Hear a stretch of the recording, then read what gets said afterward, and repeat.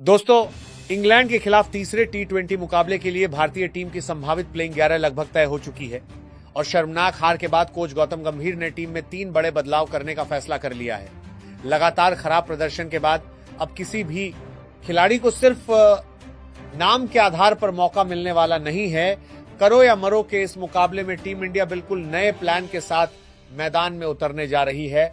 आखिर किन खिलाड़ियों की टीम में एंट्री होने जा रही है, किसका पत्ता कट सकता है और कौन होंगे वो 11 खिलाड़ी जिनके कंधों पर भारत की साख बचाने की जिम्मेदारी होगी, इसकी पूरी जानकारी आपको इस वीडियो में मिलने वाली है। लेकिन आगे बढ़ने से पहले अगर आप भी चाहते हैं कि टीम इंडिया इस निर्णायक मुकाबले में जोरदार वापसी करे और इंग्लैंड को उसी के घर में हराकर सीरीज बराबर करे, तो अभी इस वीडियो को लाइक कर दीजिए। दोस्तों, अब यह सिर्फ एक मैच नहीं बल्कि भारतीय क्रिकेट की प्रतिष्ठा की लड़ाई बन चुका है। आयरलैंड के खिलाफ सीरीज हारने के बाद इंग्लैंड के खिलाफ भी दूसरे मुकाबले में मिली हार ने करोड़ों भारतीय फैंस को निराश कर दिया है। अगर भारत यह मुकाबला भी हार जाता है तो सीरीज भी हाथ से निकल जाएगी और लगातार हार का सिलसिला और लंबा हो जाएगा। यही वजह है कि इस बार गौतम गंभीर और कप्तान श्रेयस अय्यर कोई भी जोखिम लेने के मूड में नहीं दिखाई दे रहे हैं। दोस्तों, ओल्ड ट्रैफर्ड में जो कुछ देखने को मिला उसने करोड़ों भारतीय क्रिकेट फैंस को निराश कर दिया। भारत ने पहले बल्लेबाजी करते हुए 20 ओवर में 190 रन बनाए। शुरुआत बिल्कुल शानदार थी। पावर प्ले में टीम ने तेजी से रन बनाए और लग रहा था कि स्कोर 210 के पार जाएगा। लेकिन जैसे जैसे मैच आगे बढ़ा वैसे वैसे भारतीय बल्लेबाजी बिखरती चली गई। यही वह गलती थी जिसने पूरे मैच की दिशा बदल दी। अभिषेक शर्मा ने 43 रन बनाकर तेज शुरुआत दी। वैभव सूर्यवंशी ने अपने अंदाज में कुछ अच्छे शॉट लगाए लेकिन बड़ी पारी नहीं खेल सके। ईशान किशन ने 49 रन बनाकर पारी संभालने की कोशिश की। कप्तान श्रेयस अय्यर ने भी उपयोगी रन बनाए, लेकिन सबसे बड़ी कमी यह रही कि कोई भी बल्लेबाज अंत तक टिक नहीं पाया। क्रिकेट में सिर्फ अच्छी शुरुआत काफी नहीं होती, किसी एक बल्लेबाज को आखिरी तक खड़े रहकर मैच खत्म करना पड़ता है। भारत यही करने में नाकाम रहा। सबसे ज्यादा निराश किया मिडिल ऑर्डर ने। शिवम दुबे जैसे फिनिशर से उम्मीद थी कि वह आखिरी ओवरों में तूफानी बल्लेबाजी करेंगे, लेकिन वह केवल 5 रन बनाकर आउट हो गए। अक्षर पटेल भी बल्ले से कोई योगदान नहीं दे सके। अंत में तिलक वर्मा ने नाबाद 24 रन बनाकर स्कोर को 190 तक पहुंचाया, लेकिन यह स्कोर इंग्लैंड जैसी मजबूत बल्लेबाजी के सामने छोटा साबित हुआ। इसके बाद जब इंग्लैंड बल्लेबाजी करने उतरा तो शुरुआत भारत के पक्ष में गई। अर्शदीप सिंह ने फिल सॉल्ट और जोस बटलर जैसे बड़े बल्लेबाजों को जल्दी आउट करके मैच भारत की तरफ मोड़ दिया था। उस समय लग रहा था कि भारत आसानी से मुकाबला जीत जाएगा, लेकिन इसके बाद भारतीय गेंदबाजों ने वही गलती दोहराई जो पिछले कई मैचों में करते आए हैं। लगातार खराब लाइन, खराब लेंथ और दबाव बनाने में नाकामी। हैरी ब्रूक ने तेजी से रन बनाए और फिर जैकब बेथेल ने ऐसी पारी खेली जिसने भारतीय गेंदबाजी की पोल खोल दी। उन्होंने नाबाद 76 रन बनाकर भारत के हाथ से जीत पूरी तरह छीन ली। टॉम बेंटन ने भी महत्वपूर्ण रन बनाए। इंग्लैंड ने सिर्फ 19 ओवर में लक्ष्य हासिल कर लिया और भारत को 4 विकेट से हरा दिया। अगर इस हार का सबसे बड़ा जिम्मेदार किसी एक खिलाड़ी को माना जाए तो रवि बिश्नोई का नाम सबसे ऊपर आता है। एक स्पिनर का काम होता है मिडिल ओवर में रन रोकना और विकेट निकालना, लेकिन यहां हुआ बिल्कुल उल्टा। 4 ओवर में 60 रन देना, वो भी 3-9। बॉल के साथ किसी भी अंतर्राष्ट्रीय मुकाबले में स्वीकार नहीं किया जा सकता। बल्लेबाज बिना किसी डर के उनके खिलाफ बड़े शॉट खेलते रहे। यही वजह है कि अब माना जा रहा है कि टीम मैनेजमेंट तीसरे मुकाबले में बड़ा फैसला लेने जा रहा है। दोस्तों, लगातार हार के बाद अब गौतम गंभीर के सामने सिर्फ एक रास्ता बचा है और वो है कड़े फैसले लेना। अगर टीम में खराब प्रदर्शन करने वाले खिलाड़ियों को लगातार मौके मिलते रहे तो बाकी खिलाड़ियों का मनोबल भी टूटेगा। इसलिए इस बार चयन सिर्फ नाम देखकर नहीं बल्कि फॉर्म देखकर होने की संभावना है। अब बात करते हैं तीसरे टी20 मुकाबले की। यह मुकाबला 7 जुलाई 2026 को ट्रेंट ब्रिज, नॉटिंघम में खेला जाएगा। भारतीय समयानुसार शाम 6:30 बजे टॉस होगा, जबकि मुकाबला 7 बजे शुरू होगा। यह मैदान बल्लेबाजों के लिए काफी मददगार माना जाता है। यहाँ छोटी बाउंड्री और अच्छा बाउंस बल्लेबाजों को खुलकर खेलने का मौका देता है। गेंदबाजों को शुरुआती कुछ ओवर में स्विंग मिल सकती है, लेकिन उसके बाद बल्लेबाज हावी हो जाते हैं। ऐसे में भारतीय टीम को बल्लेबाजी और गेंदबाजी दोनों में बिल्कुल संतुलित प्रदर्शन करना होगा। अगर भारत यहां फिर 190 के आसपास ही रुक गया तो जीत आसान नहीं होगी। इस मैदान पर अक्सर 210 या उससे ज्यादा का स्कोर भी सुरक्षित नहीं माना जाता, इसलिए बल्लेबाजों को शुरुआत से अंत तक आक्रामक क्रिकेट खेलना होगा। अब सबसे बड़ा सवाल, आखिर प्लेइंग 11 में कौन कौन से बदलाव हो सकते हैं। पहला बड़ा बदलाव स्पिन विभाग में देखने को मिलने वाला है। रवि बिश्नोई को बाहर और केवल वरुण चक्रवर्ती को मौका मिलेगा। पिछले मुकाबले में बिश्नोई बेहद महंगे साबित हुए। ऐसे में टीम मैनेजमेंट अब मिस्ट्री स्पिन पर दांव लगाने वाली है। चक्रवर्ती के पास ऐसी गेंदें हैं जिन्हें पढ़ना आसान नहीं होता। इंग्लैंड के बल्लेबाज अगर उन्हें सही तरह नहीं खेल पाए तो मैच भारत की तरफ झुक सकता है, इसलिए यह बदलाव लगभग तय माना जा रहा है। दूसरा बड़ा बदलाव तेज गेंदबाजी आक्रमण में देखने को मिल सकता है। टीम प्रबंधन प्रिंस यादव को मौका देने पर विचार कर सकता है ताकि गेंदबाजी में नई ऊर्जा आए। पिछले मुकाबले में डेथ ओवरों में भारत की गेंदबाजी बेहद साधारण नजर आई। इंग्लैंड के बल्लेबाजों ने बिना किसी दबाव के रन बनाए। अगर भारत को वापसी करनी है तो डेथ ओवरों में विकेट लेने वाले गेंदबाजों की जरूरत होगी। तीसरा बड़ा बदलाव टीम की रणनीति में देखने को मिल सकता है। पिछले मुकाबलों में टीम में काफी ज्यादा बाएं हाथ के बल्लेबाज रहे, जिससे इंग्लैंड के गेंदबाजों को अपनी योजना बनाना आसान हो गया। अब संभावना है कि बल्लेबाजी क्रम में थोड़े बदलाव किए जाएं ताकि दाएं और बाएं हाथ के बल्लेबाजों का बेहतर संतुलन बनाया जा सके। यह फैसला मैच का सबसे बड़ा टर्निंग पॉइंट भी साबित हो सकता है। अब बात करते हैं भारत की संभावित प्लेइंग 11 की। सलामी बल्लेबाज के रूप में अभिषेक शर्मा और वैभव सूर्यवंशी मैदान पर उतर सकते हैं। दोनों से तेज शुरुआत की उम्मीद होगी क्योंकि ट्रेंट ब्रिज जैसी बल्लेबाजी वाली पिच पर पावर प्ले सबसे बड़ा हथियार होता है। अगर भारत को इस मुकाबले में मजबूत स्थिति बनानी है तो शुरुआती 6 ओवरों का पूरा फायदा उठाना होगा। अभिषेक शर्मा अपनी आक्रामक बल्लेबाजी के लिए जाने जाते हैं और पहली ही गेंद से बड़े शॉट खेलने का दम रखते हैं। अगर उनका बल्ला चल गया तो इंग्लैंड के तेज गेंदबाजों की पूरी योजना शुरुआती ओवरों में ही बिगड़ सकती है। पिछले कुछ मुकाबलों में उन्होंने अच्छी शुरुआत जरूर दिलाई है, लेकिन अब समय आ गया है कि वह उस शुरुआत को 70 या 80 रन की बड़ी पारी में बदलें, क्योंकि बड़े मैचों में सिर्फ तेज रन बनाना ही नहीं बल्कि अंत तक टिककर खेलना भी उतना ही जरूरी होता है। वहीं दूसरी ओर युवा बल्लेबाज वैभव सूर्यवंशी एक बार फिर सबकी नजरों का केंद्र रहने वाले हैं। पिछले मुकाबले में उन्होंने डेब्यू करते हुए कुछ आकर्षक शॉट जरूर लगाए, लेकिन बड़ी पारी खेलने से चूक गए। हालांकि उनकी बल्लेबाजी देखकर यह साफ नजर आया कि उनमें बड़े मंच पर खेलने का आत्मविश्वास है और वह किसी भी गेंदबाज पर हमला करने से बिल्कुल भी नहीं घबराते। यही कारण है कि टीम मैनेजमेंट भी उन पर लगातार भरोसा जता रहा है। तीसरे मुकाबले में उनके पास खुद को पूरी तरह साबित करने का सुनहरा मौका होगा। अगर वैभव शुरुआत में थोड़ा समय लेकर अपनी आंखें जमा लेते हैं तो उसके बाद उनके लिए बड़े शॉट खेलना आसान हो सकता है। दोनों सलामी बल्लेबाजों की जिम्मेदारी सिर्फ तेज रन बनाना नहीं होगी, बल्कि नई गेंद को संभालते हुए इंग्लैंड के गेंदबाजों पर लगातार दबाव बनाए रखना भी होगा। ट्रेंट ब्रिज की पिच पर शुरुआती कुछ ओवरों में तेज गेंदबाजों को हल्की स्विंग जरूर मिलती है, लेकिन अगर बल्लेबाज उस शुरुआती चुनौती को पार कर लेते हैं तो फिर रन बनाना काफी आसान हो जाता है। यही वजह है कि भारत को पहले 6 ओवरों में विकेट बचाने के साथ साथ रन गति भी बनाए रखनी होगी।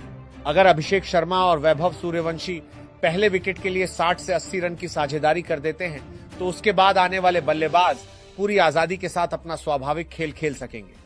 इससे इंग्लैंड के कप्तान पर भी दबाव बढ़ेगा और उन्हें जल्दी जल्दी अपने गेंदबाज बदलने पड़ सकते हैं। इतना ही नहीं, एक मजबूत शुरुआत मिडिल ऑर्डर पर पड़ने वाले दबाव को भी काफी हद तक कम कर देगी। पिछले मुकाबले में भारत की सबसे बड़ी कमजोरी यही रही थी कि अच्छी शुरुआत मिलने के बावजूद मिडिल ऑर्डर उस लय को आगे नहीं बढ़ा सका। इसलिए इस बार ओपनिंग जोड़ी की जिम्मेदारी पहले से कहीं ज्यादा बढ़ जाती है। तीसरे नंबर पर विकेट कीपर बल्लेबाज ईशान किशन खेल सकते हैं। पिछले मुकाबले में उन्होंने जिम्मेदारी दिखाई और एक छोर संभालकर बल्लेबाजी की। इस बार उनसे और बड़ी पारी की उम्मीद होगी। हालांकि इस मुकाबले में उनसे सिर्फ लंबे समय तक क्रीज पर टिकने की नहीं बल्कि थोड़ी ज्यादा आक्रामक बल्लेबाजी की भी उम्मीद रहेगी। ट्रेंट ब्रिज जैसी बल्लेबाजी के लिए अनुकूल पिच पर अगर ईशान शुरुआत से ही सकारात्मक सोच के साथ खेलते हैं और स्ट्राइक रोटेट करने के साथ साथ खराब गेंदों को बाउंड्री के पार भेजते हैं तो भारत की रन गति लगातार बनी रह सकती है। पिछले मैच में उन्होंने अच्छी पारी जरूर खेली, लेकिन कुछ मौकों पर रन बनाने की रफ्तार थोड़ी धीमी पड़ गई थी। ऐसे में तीसरे T20 मुकाबले में उनसे उम्मीद होगी कि वह जिम्मेदारी और आक्रामकता दोनों के बीच सही संतुलन बनाकर खेले। अगर ईशान किशन 20-30 गेंदों में एक तेज अर्धशतक खेल जाते हैं तो भारत के लिए 200 से अधिक का स्कोर बनाना काफी आसान हो सकता है। उनकी बल्लेबाजी इस मुकाबले में भारत के मिडिल ऑर्डर की सबसे अहम कड़ी साबित हो सकती है। चौथे नंबर पर कप्तान श्रेयस अय्यर होंगे। कप्तान होने के नाते उन पर सिर्फ बल्लेबाजी ही नहीं बल्कि रणनीति की भी सबसे बड़ी जिम्मेदारी होगी। पिछले मुकाबले में उन्होंने अच्छी शुरुआत को बड़ी पारी में नहीं बदला। इस बार उन्हें उदाहरण पेश करना होगा। जब टीम मुश्किल परिस्थिति में हो तब सबसे बड़ी जिम्मेदारी कप्तान के कंधों पर ही होती है। श्रेयस अय्यर को इस बार सिर्फ रन बनाने पर ही नहीं बल्कि पूरी पारी को नियंत्रित करने पर भी ध्यान देना होगा। अगर शुरुआती विकेट जल्दी गिरते हैं तो उन्हें पारी संभालनी होगी और अगर ओपनिंग जोड़ी अच्छी शुरुआत देती है तो उसी लय को आगे बढ़ाते हुए बड़े शॉट भी लगाने होंगे। इसके अलावा गेंदबाजी में सही समय पर बदलाव करना, फील्डिंग सेट करना और दबाव के क्षणों में सही फैसले लेना भी उनकी कप्तानी की असली परीक्षा होगी। पिछले मुकाबले में कुछ फैसलों पर सवाल जरूर उठे थे, लेकिन अब उनके पास आलोचकों को जवाब देने का सबसे अच्छा मौका है। 5वें नंबर पर तिलक वर्मा उतर सकते हैं। उन्होंने पिछले मुकाबले में अंत तक टिककर संघर्ष किया था। अगर उन्हें थोड़ा और समय मिला तो वह मैच का रुख बदल सकते हैं। तिलक वर्मा ऐसे बल्लेबाज हैं जो एक बार क्रीज पर सेट हो जाएं तो फिर तेजी से रन बनाने की क्षमता रखते हैं। पिछले मुकाबले में जब लगातार विकेट गिर रहे थे तब उन्होंने एक छोर संभालने की कोशिश की और अंत तक नाबाद रहकर टीम का स्कोर सम्मानजनक स्थिति तक पहुंचाया। हालांकि इस बार उनसे सिर्फ संघर्ष करने की नहीं बल्कि मैच जिताने वाली पारी की उम्मीद होगी।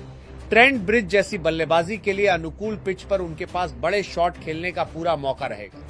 अगर उन्हें शुरुआत में थोड़ा समय मिल जाता है तो वह स्पिन और तेज गेंदबाजों दोनों के खिलाफ तेजी से रन बना सकते हैं।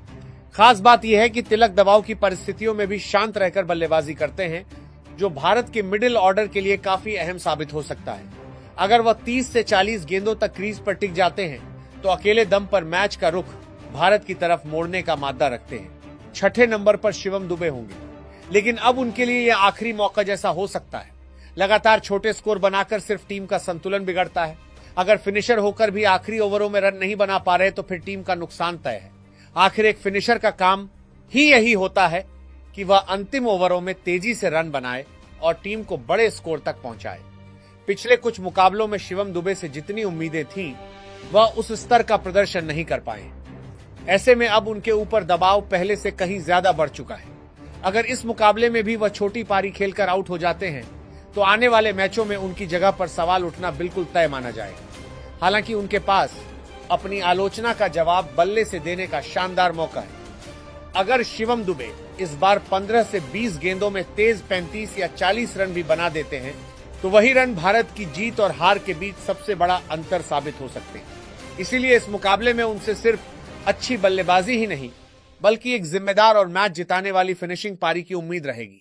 बड़े नाम से नहीं बल्कि बड़े प्रदर्शन से ही टीम जीतती है और अब शिवम दुबे के पास इसे साबित करने का सबसे बड़ा अवसर है। 7वें नंबर पर अक्षर पटेल होंगे। बल्लेबाजी में पिछली बार फ्लॉप रहे, लेकिन गेंदबाजी में उन्होंने महत्वपूर्ण विकेट लिया और अपने 100 अंतर्राष्ट्रीय T20 विकेट भी पूरे किए। इस बार उनसे बल्ले और गेंद दोनों से बेहतर प्रदर्शन की उम्मीद होगी। अक्षर पटेल टीम इंडिया के उन खिलाड़ियों में शामिल हैं जो अपने हरफनमौला खेल से किसी भी समय मुकाबले का रुख बदल सकते हैं। पिछले मैच में बल्ले से वे अपनी छाप नहीं छोड़ पाए, लेकिन गेंदबाजी में उन्होंने महत्वपूर्ण सफलता दिलाई और एक बड़ी उपलब्धि भी अपने नाम की।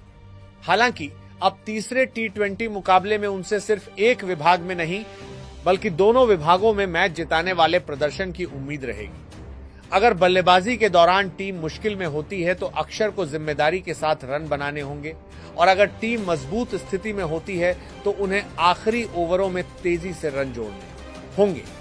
वहीं गेंदबाजी में मिडिल ओवरों के दौरान उनकी भूमिका और भी महत्वपूर्ण होगी। ट्रेंट ब्रिज की पिच भले ही बल्लेबाजों के लिए मददगार मानी जाती हो, लेकिन अगर अक्षर अपनी लाइन और लेंथ पर नियंत्रण बनाए रखते हैं तो वह रन गति पर लगाम लगाने के साथ साथ महत्वपूर्ण विकेट भी निकाल सकते हैं।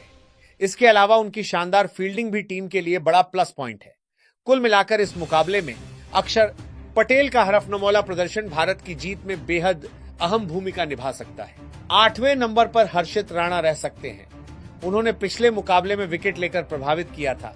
उनकी अतिरिक्त गति ट्रेंट ब्रिज की पिच पर भारत के लिए फायदेमंद साबित हो सकती है। हर्षित राणा की सबसे बड़ी ताकत उनकी तेज रफ्तार और आक्रामक गेंदबाजी है। वह नई गेंद से भी बल्लेबाजों को परेशान करने की क्षमता रखते हैं और बीच के ओवरों में भी अपनी अतिरिक्त उछाल से बल्लेबाजों पर दबाव बना सकते हैं। पिछले मुकाबले में उन्होंने यह दिखाया था कि बड़े बल्लेबाजों के सामने भी वह बिना किसी डर के गेंदबाजी करते हैं। हालांकि इस बार उनसे और ज्यादा जिम्मेदारी की उम्मीद होगी, क्योंकि इंग्लैंड की बल्लेबाजी लाइनअप बेहद मजबूत नजर आ रही है। अगर हर्षित राणा शुरुआती ओवरों में 1-2 बड़े विकेट निकालने में सफल रहते हैं तो भारत मैच पर अपनी पकड़ मजबूत कर सकता है। वहीं डेथ ओवरों में भी उनकी यॉर्कर और तेज बाउंसर काफी बाजी करा रही, असरदार साबित हो सकती है। ट्रेंट ब्रिज जैसी पिच पर जहां बल्लेबाज खुलकर शॉट खेलना पसंद करते हैं, वहां अतिरिक्त गति वाले गेंदबाज हमेशा खतरनाक साबित होते हैं। ऐसे में हर्षित राणा इस मुकाबले में भारत के तेज गेंदबाजी आक्रमण के सबसे अहम हथियारों में से एक साबित हो सकते हैं। 9वें नंबर पर वरुण चक्रवर्ती।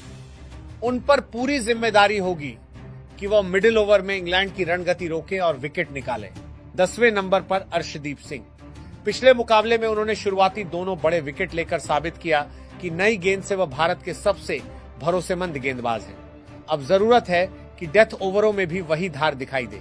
11वें नंबर पर प्रिंस यादव को मौका मिल सकता है ताकि तेज गेंदबाजी को और मजबूती मिले और विपक्षी बल्लेबाजों पर लगातार दबाव बनाया जा सके। दोस्तों, इस मुकाबले में सिर्फ खिलाड़ियों की परीक्षा नहीं होगी, बल्कि गौतम गंभीर की रणनीति भी कटघरे में होगी। लगातार हार के बाद अब बहानों का समय खत्म हो चुका है। अगर गलत खिलाड़ी लगातार खेलते रहे और सही समय पर बदलाव नहीं हुए तो आलोचना होना स्वाभाविक है। बड़े कोच की पहचान बड़े फैसलों से होती है। जब टीम लगातार गलतियां दोहरा रही हो तो सिर्फ प्रेस कॉन्फ्रेंस में बातें करने से कुछ नहीं होता, मैदान पर फैसले बदलने पड़ते हैं। कप्तान श्रेयस अय्यर के लिए भी यह मुकाबला किसी अग्नि परीक्षा से कम नहीं है। कप्तानी का मतलब सिर्फ टॉस जीतना नहीं होता। मैदान पर सही गेंदबाज को सही समय पर लाना, फील्डिंग सेट करना और दबाव बनाए रखना भी उतना ही जरूरी होता है। अगर भारत को यह मुकाबला जीतना है तो कप्तान को हर फैसले में आक्रामक सोच दिखानी होगी। इंग्लैंड इस समय आत्मविश्वास से भरा हुआ है। घरेलू परिस्थितियों का फायदा उन्हें मिल रहा है, लेकिन भारतीय टीम के पास भी ऐसे खिलाड़ी हैं जो अकेले दम पर मैच बदल सकते हैं। जरूरत सिर्फ इतनी है कि सभी खिलाड़ी एक साथ प्रदर्शन करें। अगर बल्लेबाजी 210 के आसपास स्कोर बना देती है और गेंदबाज शुरुआती विकेट निकालने के बाद दबाव बनाए रखते हैं तो भारत आसानी से मुकाबला जीत सकता है। अब पूरा देश यही उम्मीद कर रहा है कि तीसरे मुकाबले में टीम इंडिया नई ऊर्जा और नए इरादों के साथ मैदान में उतरे। फैंस सिर्फ जीत नहीं बल्कि जुझारू क्रिकेट देखना चाहते हैं। हार जीत खेल का हिस्सा है, लेकिन बिना लड़ाई के हारना किसी भी भारतीय समर्थक को स्वीकार नहीं होता। अब देखना होगा कि गौतम गंभीर और कप्तान श्रेयस अय्यर आखिर किन खिलाड़ियों पर भरोसा जताते हैं और क्या यह नई प्लेइंग 11 भारत को सीरीज में वापसी दिला पाएगी या नहीं। वीडियो पसंद आया तो लाइक और चैनल को सब्सक्राइब करें, क्योंकि आपका सब्सक्राइब ही हमारी ऊर्जा है। जय हिंद, जय भारत।